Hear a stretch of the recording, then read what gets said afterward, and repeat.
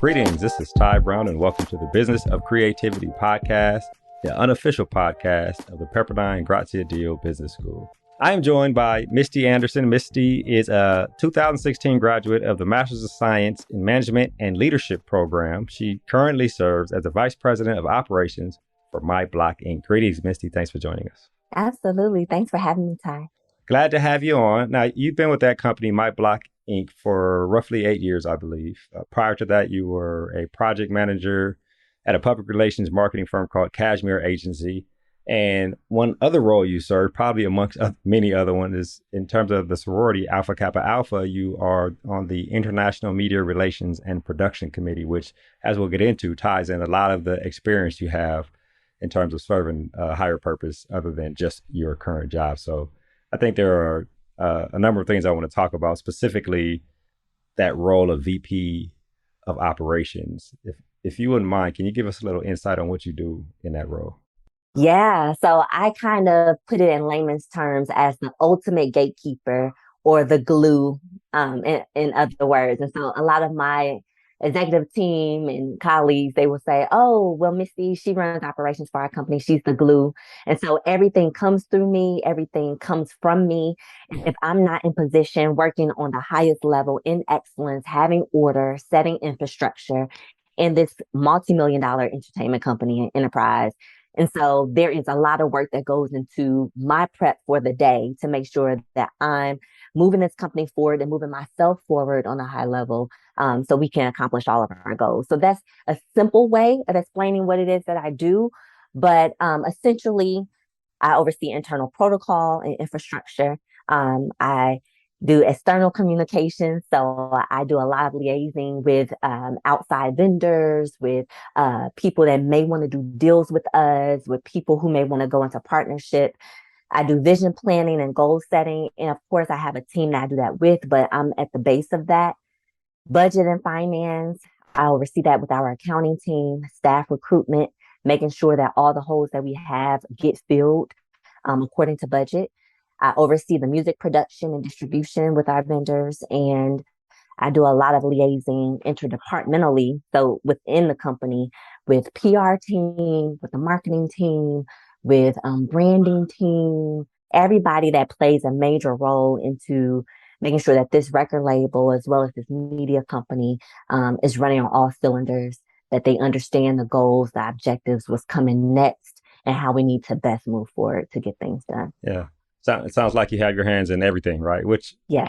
usually a person who's over operations does to make sure the machine hmm is moving forward. Like you said, the glue to keep things moving forward. Can you give us a little information on My Block Inc.? Who and what does that entail in terms of, my assumption is that it's an entertainment company, right? Yes, it is. It is. So, My Block Inc. was started by Grammy Award winning producer Warren Campbell. And he started this company as a production company at first, doing music. And then we evolved into TV and film scoring. And then he started adding artists to the roster. The first artist he ever had was Mary Mary.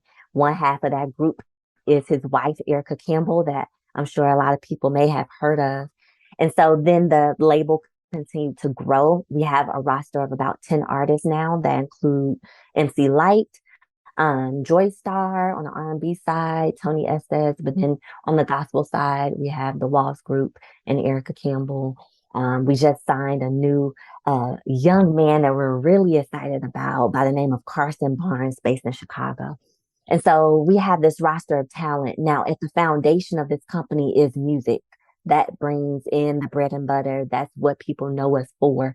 Music that goes against the grain and the trend of what people would normally hear.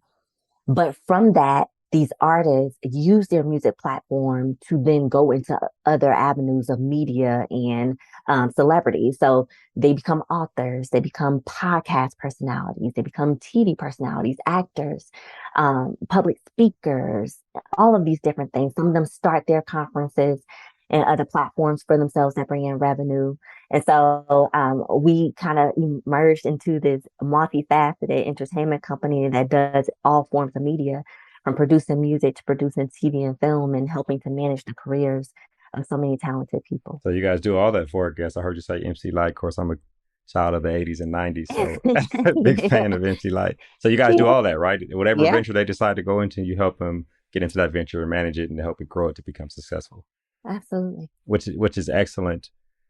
You talk about this MSML, Masters of Mhm. Science in Management and Leadership. Now, the timeline there, and usually you go and you get this further education after you've already started your career because you wanted to help you in your career, right? From my understanding, you started as an executive assistant for that family or for that group. And now being VP of operations means you've progressed in that company, right? They trusted you when you came on and started giving you more responsibilities. And now, you might be running the whole thing from behind the scenes type of situation. Yeah. That your decision to go to Grazia Deal and get that MSML. Talk to us a little bit about that decision. Yeah. So I've always just been a student of life. Like I just love knowledge. I love growing. I believe that you never ever arrive and you never will in this life. There's always so much more to find out, to learn, to explore, to become. And so at the time that I applied to the program at Pepperdine, I was about 5 years into my career. At that time, I was at the first company, Cashmere Agency, that you spoke of. And I knew that I was looking for something new, something to catapult me into whatever this next level was. Wasn't quite sure. After I applied to the program, I ended up getting a job with the Campbell family. But at that turn, um, I had a lot of mentors that were like, you need to do the MBA, you need to do the MBA program. So to help me kind of fine tune which program I wanted to do, I reached out to the four major schools. Pepperdine was one, of course, UCLA, USC, and then LMU. They're all based in SoCal. And so I was looking at everyone's program and I really was leaning toward MBA. But then to my surprise, I came across this MSML program, which is the management, or excuse me, Master of Science in Management and Leadership. I always tell people it's business management and leadership program. But what I loved so much about it was that it was like MBA's cousin. That's why I describe it Is that how like you call it, MBA's cousin? like we're all family, we're all in the same business school, but we focus on different fragments of the business. Both sides are effective, but it really depends on what you value most and where you're headed. And so I understood that at the base of everything that I'm called to do, people are it. People are my way to, people are my way through. Me impacting people is my purpose. And so I rather to focus on the people and how to build a business from the inside out than focus on building a business from the outside in. Okay. So I'm like, you can give me any shell, give me any career path, and I can do what I need to do masterfully as long as I understand how to manage teams effectively, how to encourage and transform teams effectively, and use people to get things done. But it's not just using people as a tool, but it's also impacting their lives to make them feel confident enough to get the vision, done or Yeah. get goals done within that company. Yeah, make people feel important, feel like that working for the whatever organization is more than just collecting a paycheck, right? Trading time for money. I find that interesting because it sounds like that program helped you understand that aspect of business and understand that aspect of people. But I imagine somebody such as yourself probably understood a little bit of that before the program. You graduated from Missouri undergrad, if I Mm-hmm. remember correctly, right? Journalism with a minor in theater. So tell me about how that background helped you, I guess, first working in public relations, and then now, like you just said, understanding people and how people are important in terms of leadership, in terms of a business, in terms of making the business successful internally so it can be successful externally. Yeah, so journalism is literally mastering all different forms of communication in order to get a message through to people in a way that they understand it best. Um, my degree was convergence journalism with an emphasis in broadcast. Convergence journalism is literally mastering all forms of journalism and learning how to converge it, how to bring them together to build a story. So that means how do I frame it online on the news website? How do I tell the story on air, on the news, on TV? How do I communicate that story on radio where you can only hear it? That means I need to have sound bites from the scene. That means I need to have, effective people that can color the story.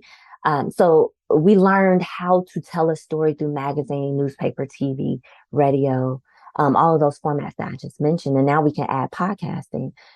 And so having that ability to learn how to communicate to people from all different walks of life, all different backgrounds, all different tax brackets, and make them care about a story um, is what really helps me communicate effectively now. Everything that I do now is not related to my degree. Yeah. Well, the title of the degree, but when you talk about communicating effectively, right? Exactly. Exactly. So like directly, literally, it doesn't seem like it would correlate. Right. I didn't go through journalism and theater program in order to work in public relations or marketing or to work for a record label. These are things that I never even thought I would be doing, quite honestly. I thought I would eventually land at like Entertainment Tonight and be able to tell stories in a funny, lighter way. Because working in hard news it was a lot on my emotions because you Yeah. can't really emote. You just have to tell the story. Right. But all just having all of those different backgrounds in addition to my faith really showed me how to care about people and how to communicate to them in a way that helps them understand, to help them feel seen, feel heard, and feel effective. Yeah, which is excellent, right? Communicate and understanding people. There's an aspect of working in business or working in any organization where there are people who are put into positions that are maybe good at the work that they do, but may not understand how to be leaders Mm. in an organization, or just how to lead people and communicate well with people. Did that management and leadership masters, the MSML, did that help you with that aspect of helping people who may be in positions that are senior to yours, but you still need to help them understand how to communicate with people and help them with the concepts of management and leadership, almost like a managing up type situation, right? Yeah, absolutely it did. I think that's the only reason why I'm having a vice president title right now. Okay. I mean, I don't feel like I necessarily qualify if you look at a job description for that type of role necessarily. But I just believe my ability to manage up, like you said, or manage my leaders has helped me get to where I am because I'm able to do something that they have not mastered yet. So my boss always says, listen, I make the donuts, I make the music, I have the relationships, but I don't know how to sell those donuts on the shelf. Misty, that's your job. You take the content that we create, you figure out how to sell it. You figure out what players need to be in a room, what players need to be a part of the project to push the project forward and then get it to as many people as possible. Like that's your role. Now you could either do that role through delegation or you could do that role by actually executing it yourself. But your job is to make sure it gets done by any means necessary. And so I learned that even at every job that I've had a manager to come to me and ask me, hey, did I handle this situation right? I know I kind of went hard on the team. How did they receive it? Because I know you have the ears on the floor. How do you feel like I could have done that better? When I started realizing that I had the power, that my leaders were looking at me for leadership advice and for wisdom on how to manage people better, I was like, oh, I got the secret sauce. I got something so dope Yeah. that is going to allow me to be able to be invaluable everywhere I go. I'm going to be able to walk into any door because you can make all the money, you can have all the intuitiveness as it relates to partnership deals and getting things, on a higher level. But if you don't know how to make people uh, feel seen, feel validated, feel impactful, if you don't know how to honor people, how to steward over them well, how to propel them and prepare them for the next chapter beyond your company, you're never going to win. You cannot do life without people. I'm a believer. I'm a huge faith person. I'm a Christian. And God did not create us to do life alone. Everything was built on community and family. So Yeah. if you think you can just, I'm out here by myself, I can get it, I'm independent, I Yeah. got it. Boo, listen, good luck. I Right. pray that that works out for you, but I'm telling you, I believe 99% of the time it's not going to work out. You Yeah. really have to have a heart for people and you have to know how to, band together to get things done. Yeah. People make the world go around.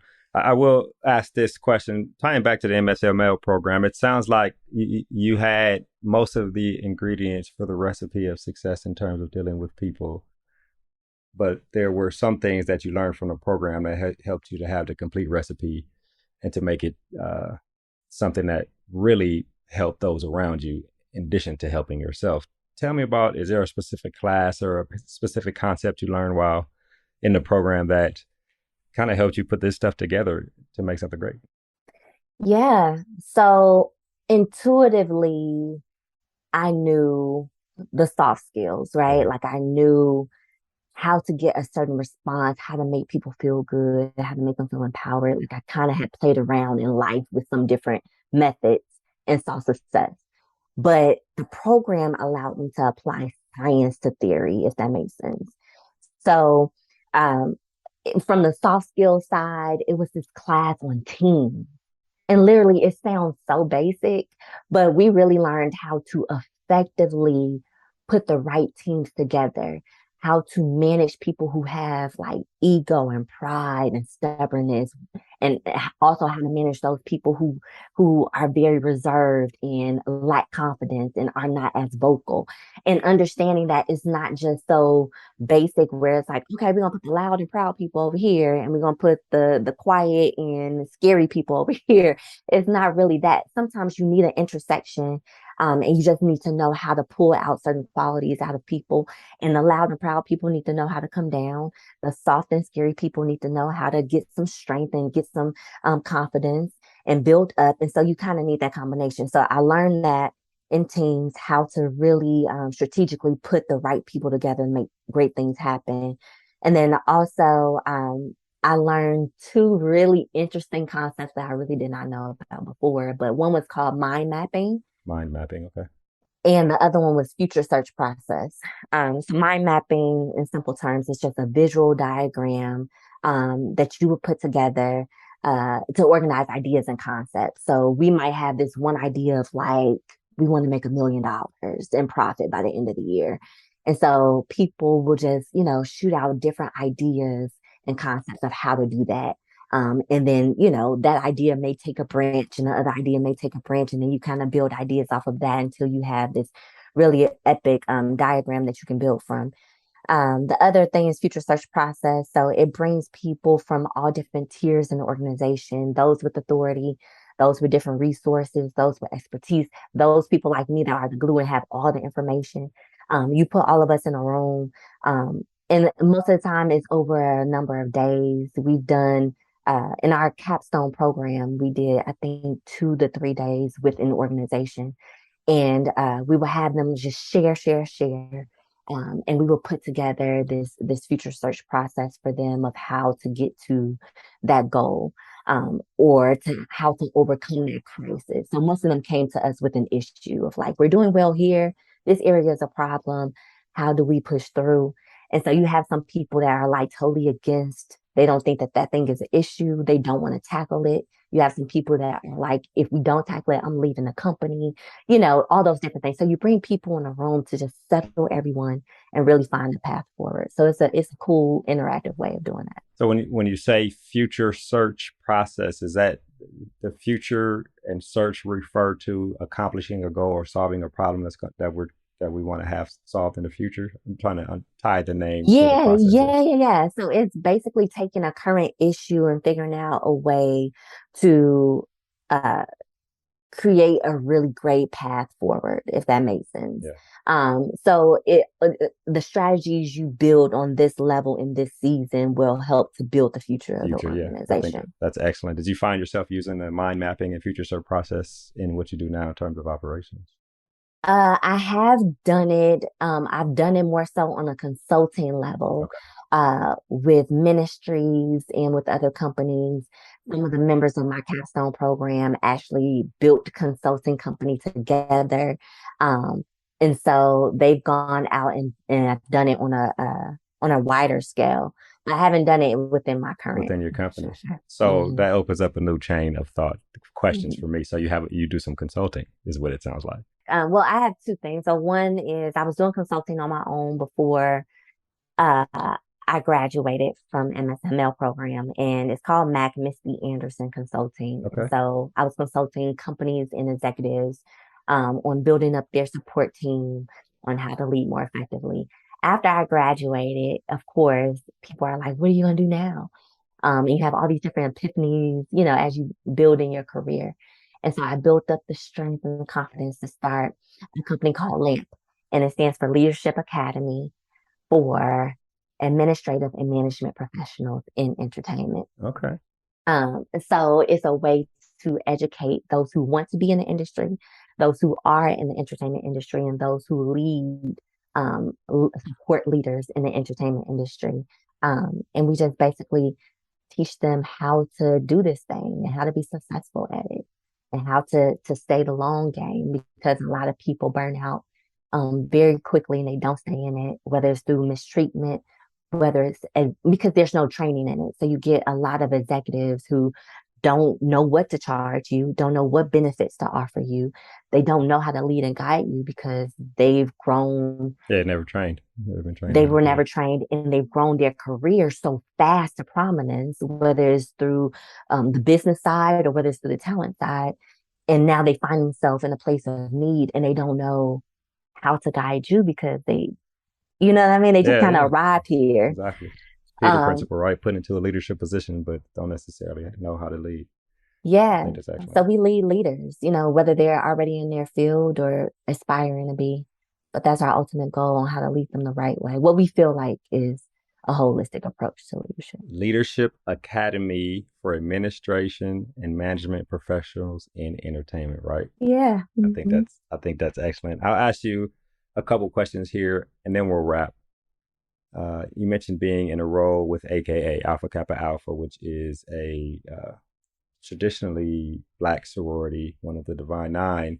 Tell us a little bit about that role because it sounds like it ties in a lot of the things you do. And now you just told me about this consulting role, your background in PR and operations and basic logistics and details. Tell me a little bit about that. Yeah, absolutely. So I'm actually a 4-year member. And within a short time frame of those 4 years, I have served on a chapter level. So locally, within our area, Southern California, I've also served regionally. So that's across the 10 states within our far western region. And now I am in an international position. So that's oversight of over 300,000 members. Wow.